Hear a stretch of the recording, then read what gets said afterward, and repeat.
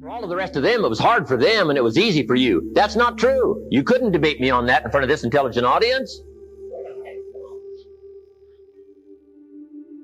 But here's the challenge. Let me give it to you in a philosophical phrase. I tend to be a little philosophical. Here it is. The things that are easy to do are also easy not to do. That's the difference between success and failure.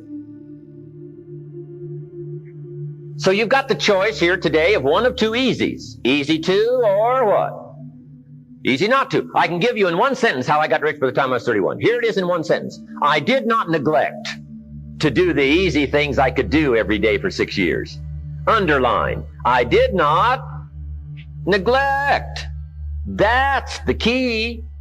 I found something easy I could do that led to fortune, and I did not neglect to do it.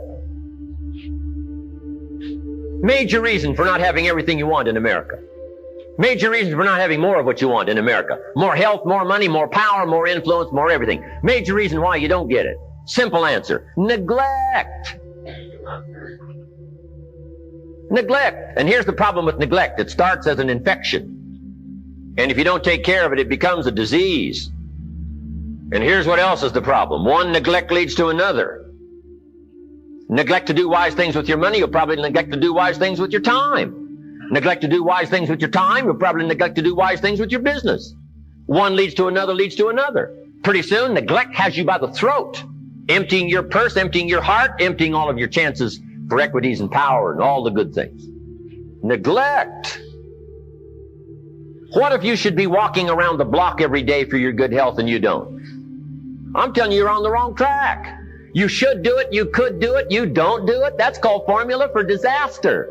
All you've got to do is let that and a few other things accumulate for 6 years, and now you're driving what you don't want to drive, wearing what you don't want to wear, living where you don't want to live, doing what you don't want to do, maybe having become what you really didn't want to become. I'm telling you, that's it. Just neglect along, drift along, and it's got you by the throat.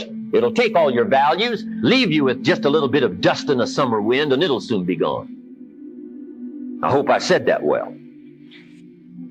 That's it. It's where I found myself at age 25 until my teacher came along and said, Mr. Rohn, up till now you've messed up. Let's see if we can't clean that up, change it all. I did. Changed my life. Not just the money, all the rest of the values that came pouring in. When I understood that it was me. It was me.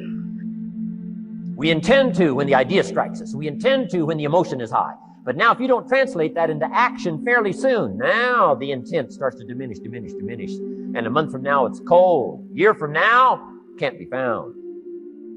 So act. Set up a discipline when the emotions are high and the idea is strong and clear and powerful. That's the time to set up the discipline. Somebody talks about good health and you're stirred. Say, right, I need to get a book on nutrition.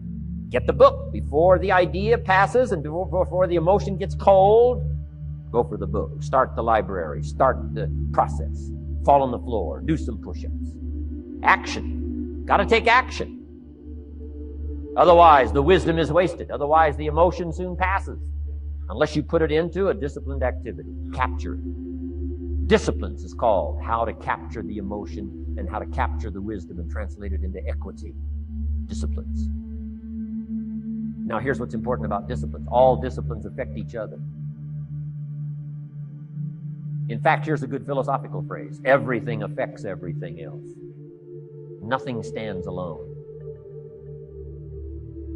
Don't be naive in saying, well, this doesn't matter. I'm telling you, everything matters. There are some things that matter more than others, but there isn't anything that doesn't matter.